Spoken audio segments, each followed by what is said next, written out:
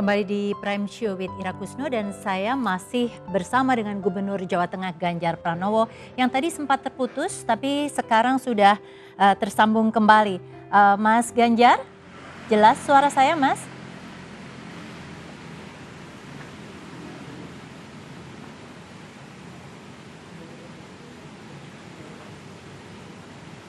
Halo Mas Ganjar, apakah suara saya jelas? Ini kelihatannya ada gangguan lagi. Ya, Mas Ganjar. Ya, kelihatannya belum bisa mendengar suara saya. Tadi pertanyaan terakhir saya adalah soal klaster perusahaan di Jawa Tengah. Apakah ketika sudah ada komitmen dari perusahaan-perusahaan tersebut dan kemudian mereka tidak mau dibuka identitasnya, apakah kemudian cukup seperti itu atau diberikan sanksi atau tidak, dan ini belum dijawab oleh Mas Ganjar karena sudah terputus. Tadi ketika jeda komersial kami sempat ngobrol karena tersambung lagi dan itu dikatakan mungkin social distancing ini termasuk signal dari iNews dan juga Mas Ganjar. Saya coba lagi apakah sudah tersambung. Halo Mas Ganjar. Ya. Kami masih belum tersambung dengan Mas Ganjar, tapi kami ada satu video yang bisa kami tayangkan ke pemirsa. Ya. Sejak awal merebaknya kasus COVID-19 di Indonesia, DKI Jakarta menjadi epicentrum, tapi kemudian epicentrum itu telah bergeser termasuk ke Jawa Timur. Ya, selamat malam, ini kelihatannya sudah tersambung kembali. Halo Mas Ganjar. Halo. Ya. Iya, halo ya. Ya, Mas Ganjar, ini saya langsung saja daripada nanti terputus lagi. Pertanyaan saya terakhir adalah ketika kemudian perusahaan-perusahaan tersebut sudah berkomitmen, apakah tetap ada sanksi yang diberikan karena ada protokol kesehatan yang jelas tidak dijalankan secara benar oleh mereka? Oh ya, jadi begini Mbak, jangan sampai keliru ya, ini perusahaan yang dua ini sudah sejak Juni, kejadiannya sudah Juni, 19 Juni, jadi dia sudah melakukan protokol dengan baik. Kalau yang terakhir, yang perusahaan garment ini baru terjadi, itu yang cukup banyak. Maka sebenarnya konsentrasi kita pada yang perusahaan garment ini. Jadi kalau kemudian dia tidak mengikuti protokol kami dengan ketat, ya kami tutup begitu. Oke. Sanksinya kami tutup. Oke. Mas Ganjar, ini selain juga tadi ada klaster perusahaan, ini terdeteksi juga ada klaster di Rembang, ya ini panti jompo. Sebenarnya kenapa ini bisa terjadi Mas? Apakah karena protokol kesehatan juga atau ini dari kontak pengunjung begitu? Iya, jadi kalau yang Rembang itu kebetulan punya kami, itu punyanya provinsi. Maka begitu kami menemukan itu langsung kami lakukan tracing dan kita langsung buat rumah sakit darurat, langsung kita tes semuanya penghuni termasuk pegawai dan kemudian yang positif kita langsung masukkan rumah sakit sehingga sekarang langsung bersih, langsung kita karantina. Jadi posisinya langsung kita kunci yang ada di tempat itu sehingga tidak boleh keluar masuk.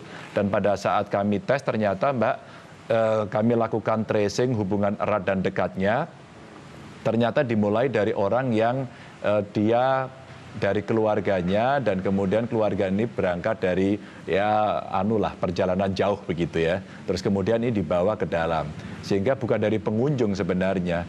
Ini yang kemudian kami tutup dan protokolnya kami perketat dan kemarin saya datang langsung ke situ untuk mengkarantina sekaligus langsung kita di tempat hal serupa ada 3 titik langsung kita lakukan tes semuanya agar kita mengantisipasi kondisi yang sama dan beberapa titik yang lain yang di luar rehabilitasi sosial yang kami miliki ini.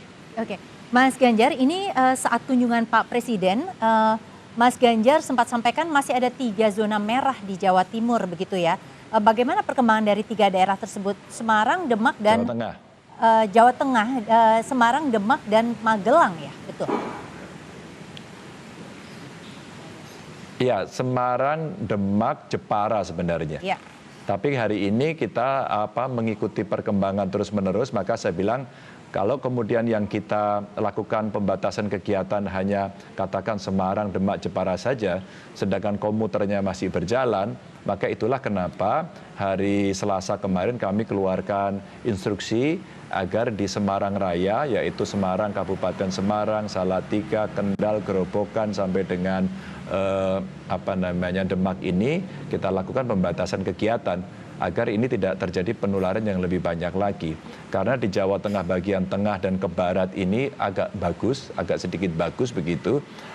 Tapi per hari ini kita mencoba mendeteksi umpama ada perkembangan di Kudus begitu ya. Langsung kita cek begitu. Jadi dinamikanya memang masih sangat tinggi Mbak untuk kondisi daerah merah ini. Betul. Mas Ganjar, terkait dengan itu memang karena masih dinamikanya tinggi, ada keluhan dari sejumlah pengelola rumah sakit terkait dengan minimnya ruang ICU.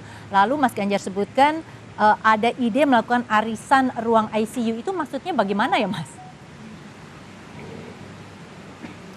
Iya, sebenarnya konsentrasinya ada di kota Semarang, Mbak. Karena umpama rumah sakit besar seperti Dr. Karyadi itu hampir menjadi rujukan banyak rumah sakit yang lain. Maka pada saat kita melihat kondisi seperti itu, sedangkan rumah sakit itu harus menangani pasien COVID dan non-COVID, maka ICU menjadi penting. Karena keterbatasan ICU, maka kemarin banyak senario yang kita buat. Rumah sakit Dr. Karyadi menyiapkan banyak tempat lokal baru yang disiapkan untuk menjadi tempat perawatan COVID. Namun hampir rumah sakit menyampaikan, Pak, kami butuh ruang ICU. Baik, kalau begitu kita siapkan ya. Saya masih ada satu rumah sakit yang relatif kosong karena hanya ada satu pasien, yaitu di Solo, Rumah Sakit Bung Karno. Itu sudah kita siapin. Sehingga kalau itu mau dijadikan rumah sakit COVID, kita setuju betul dan kita siapkan betul, maka semua bisa sampai ke sana.